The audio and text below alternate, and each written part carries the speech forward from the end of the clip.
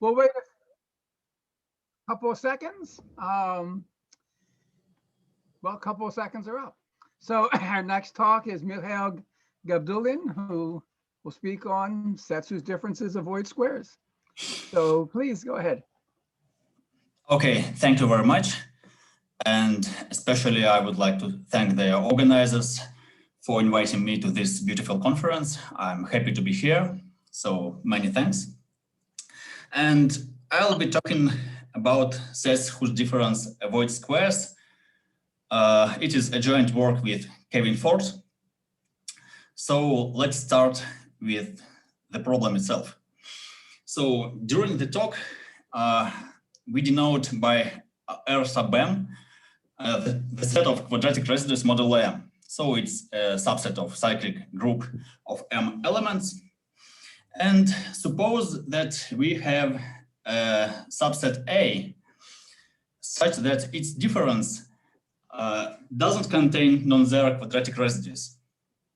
So we fixed M and look at those sets A with this property. So what can we say about its size? Firstly, since the difference set has a lot of additive structure, we of course expect such a set A to be very small. And nevertheless, we note that there is a case where M is a square of prime number, and then Z sub P squared contains this set capital A, which is just multiples of P. So it is clearly, it clearly has a size square root of M, and also any difference from this set is not a square. So it is an example of square root size set in Z sub M with this property. And roughly speaking, it is believed to be the only bad example in this problem.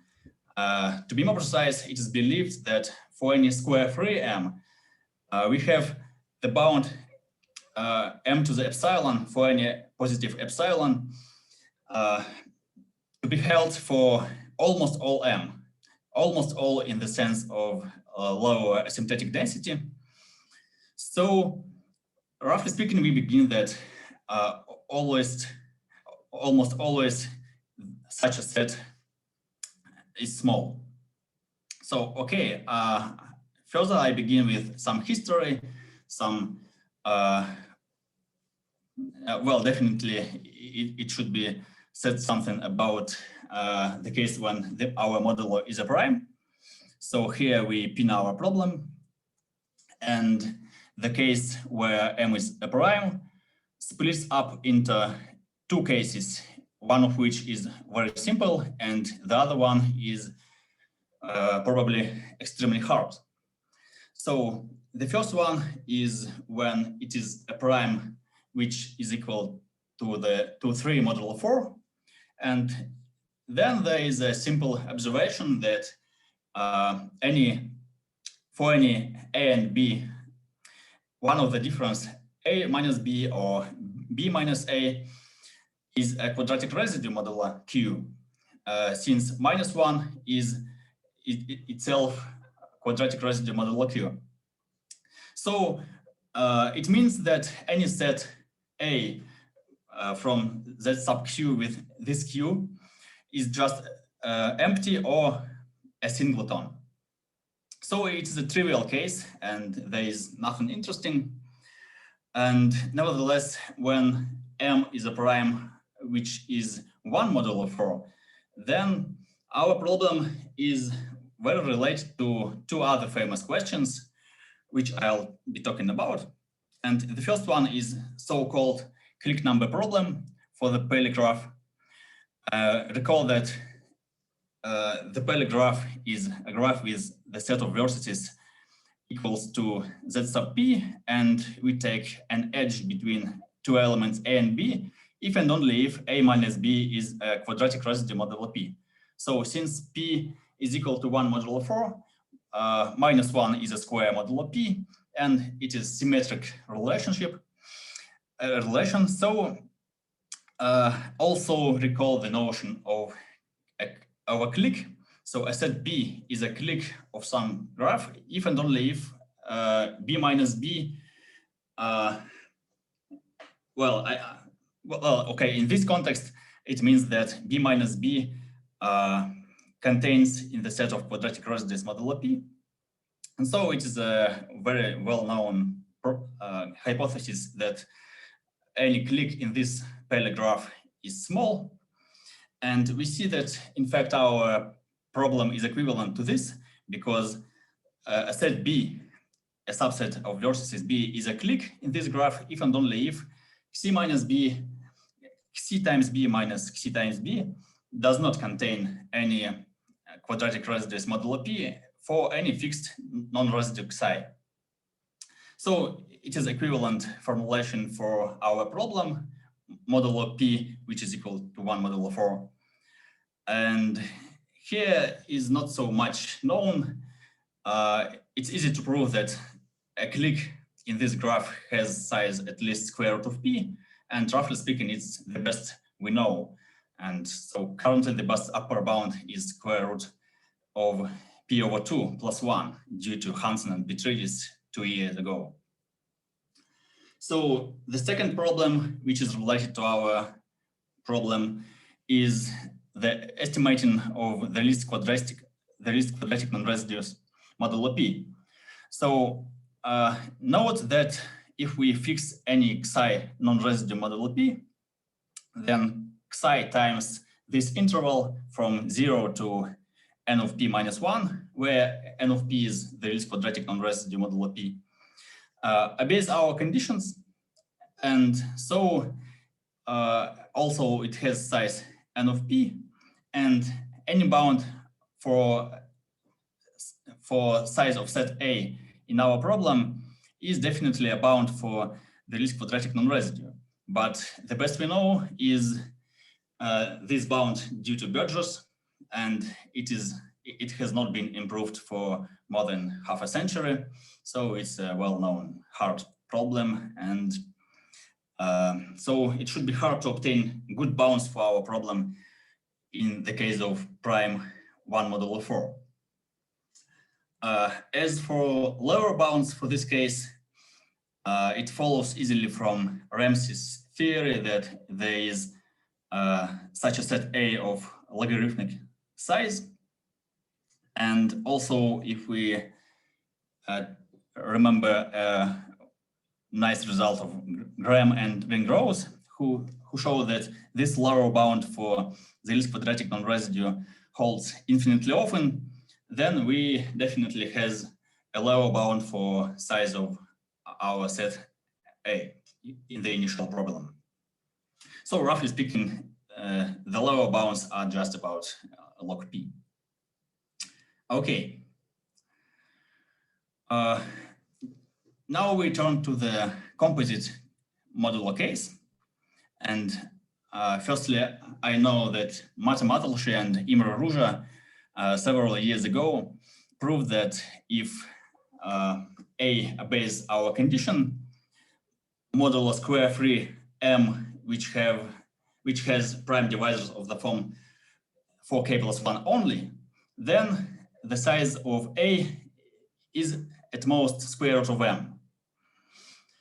So it is a nice generalizations of the previous bound for the case where P is equal to 1 modulo 4. But in general, if we are going to prove something about almost all modulus M, then it doesn't give much in the sense that the counting function of this M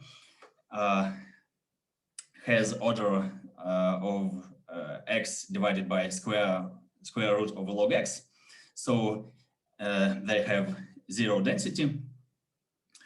And also they proved this bound with this saving. So it's not a power saving, of course, but this bound for all square free modulus M. And Imre Ruja himself noted that, well, on one hand, prime divisors which are equal to 3 modulo 4 in this problem give some restrictions for their result. And nevertheless, he noted that primes of this type should only spoil the situation. And so he conjectured that this bound with square root of m should be always true. Also, 5 years ago, mathematics gave a talk in the conference Uniform Distribution Theory, which was held in Sopron. And the title of their talk was Sets Avoidance Quadratic Residues Modulo M, also known as our losing fight with the squares. So the point is that their method works well in the case where A minus A avoids some symmetric set B, I mean such that B is equal to minus B. So for example, their method gives much better bound for a set A such that A minus A avoids cubes. So the set of cubes is symmetric, and in fact their method gives a power saving with some absolute positive delta. So if we consider the same problem for the cubes, then they were able to prove that such a set A has size at most m to the 1 minus delta, with delta approximately 0.1 or something like that. So, but generally the set of squares is not symmetric, and it is the case where M has prime divisors which are equal to 3 modulo 4. So it is kind of restrictions for their method. Also, at that time, I was a PhD student of Sergei Konyagin, and both of us were at that conference and that talk. And when we saw the slide, the title of this talk, Sergei turned to me and asked, smiling, "Maybe you will win." So I was also thinking about this problem at that time, and I was getting some square root bound for almost all modulus M. I'll be talking briefly about this result later. So, but now the point is that our main result with joint work with Kevin Ford is the following. So, roughly speaking, we just overcome this square root barrier. Suppose that epsilon of M goes to 0 arbitrarily slowly. Then we have the bound m to the 1/2 minus epsilon of M for almost all M, and such A that A minus A does not contain non-zero residues modulo M. So let's talk about this. Firstly, of course, one can take some explicit epsilon of M, say epsilon of M equals to 1 divided by square root of log M or whatever, and get the bound small o of square root of M for almost all M. And nevertheless, we allow epsilon of M goes to 0 arbitrarily slowly, and the slower it goes to 0, the stronger our result becomes, and also the bigger the set of exceptional M becomes. So, okay, here we are. And before we proceed further, I would like to mention other two results. Firstly, let's discuss whether someone can improve this bound. And to do this, let's fix some eta from 0, 1, and let M sub eta be the set of all M such that in our problem, the bound M to the eta holds.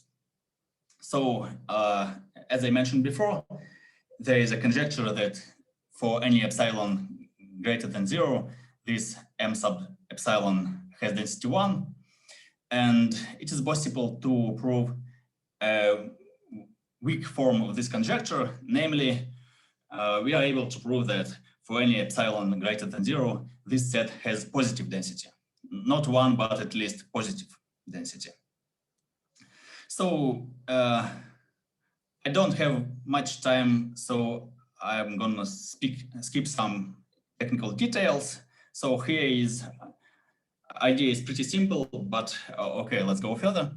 So also we mentioned a lower bound for almost all modulus, and the theorem is the following. For almost all m, there exists a set A such that its difference does not contain non-zero quadratic residues, and its size is at least exponential of double log m squared with some constant 0.375. So here is the idea that typical integer m has many prime divisors, about log m, and for each prime divisors which occurs in the first power in the m, we can take a set A sub p such that its difference doesn't contain non-zero quadratic residues, and then of logarithm size again, and then we can just take the direct product of this A sub p, and we just get something. Well, if one calculates what it will be, then it will be easily seen that it is indeed exponential of double log squared. Okay, so I have roughly 10 minutes or like that, and the rest of the proof I'm going to devote to the rest of the talk. I'm going to devote to the proof of the main theorem. Okay, so the story begins here when during my PhD I proved this square root bound for almost all square free m. So here omega of m is the number of prime divisors of m, and if we denote by, so now I'm going to explain how it implies the bound roughly square root of m for almost all moduli, not just square free, but almost all. So if we denote by capital P of m the powerful part of m, then it is almost always small. It is, say, less than log m for almost all m. Also, for almost all m, the number of prime divisors of m is at most 2 times log m, and we can just use a truncating argument to prove the bound, and the idea is just to forget about z sub p of m.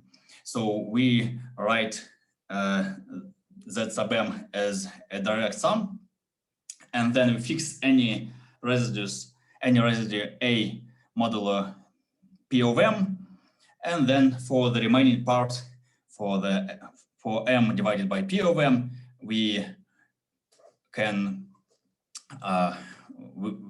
use the theorem and just get this. So when we calculate everything correctly, it will be square root of m plus multiplied by some small things. And so roughly speaking, to prove something about almost all modulus, it is enough to consider square free ones. Okay, so okay, I'm going to say briefly about the method for this square root bound. The point is that firstly we induct on m, we induct on omega of m. So the base of induction is the case where m is prime, and it is well known how to get square root bound for that case. Then if m is square free and has at least 2 prime divisors, then we can use the following character sums argument. So if we denote by Kj the Legendre symbol modulo P sub j, then we can take the following identity. So the size of A is the same as this double sum of these products. So the point is that if A1 is equal to A2, then we just sum in 1, and here we get the size of M. But if A1 is not equal to A2, then this difference is quadratic non-residue for at least one P sub j, and then the corresponding character will be equal to -1, and we are summing 0. So on one hand, we have this identity, but if we also we can also rewrite this as this double sum, and then careful estimating of character sums and induction hypothesis give us this square root bound. So also, due to some technical reasons, this method itself cannot give more. So here we have one summand which is too large, and it doesn't allow us to get something better than square root of M. So we should have some new ideas to get something better. And the main point here is the following observation. So let us again have a look on this equality. Our key observation is that if a subset D of N contains odd number of prime divisors of the form 4k plus 3, then such D gives 0 contribution to the sum in the right-hand side. So it is because if D is such a subset, then we have K sub D, which is equal to the product of corresponding chi sub j for P sub j dividing N and G from T. Then it is symmetric it is an odd function of the difference, and then all the double sum is equal to 0 for such D. So roughly speaking, it allows us to gain something from every sum, and finally we get this improvement of our theorem. So it is almost the same, but also we get an additional factor q to the -1/2, where it is the least prime divisors of M of the form 4k plus 3 if there are odd number of such divisors, and it is equal to 1 otherwise. So it is not useful directly for the all modulus, of course, because almost all M do have small prime divisors of this type, say 3 or 7 or 11, and it is not useful directly for all modulus. But the point is that we have another truncating argument to do something better with this bound. And roughly speaking, the idea is that if we write down all the prime divisors of M divided by its powerful part of the form 4k plus 3, then we can use the following idea. If we truncate this sequence of prime divisors 3 modulo 4 at some odd step, so we take some q sub 2j minus 1, and then we will be applying the theorem not for M, but for its large divisor. And this divisor will be M2, which is M divided by M1, where M1 is the powerful part of M, and this D, which is just all the following Q sub j for j greater than our fixed one. So if we calculate everything, then we can get this bound.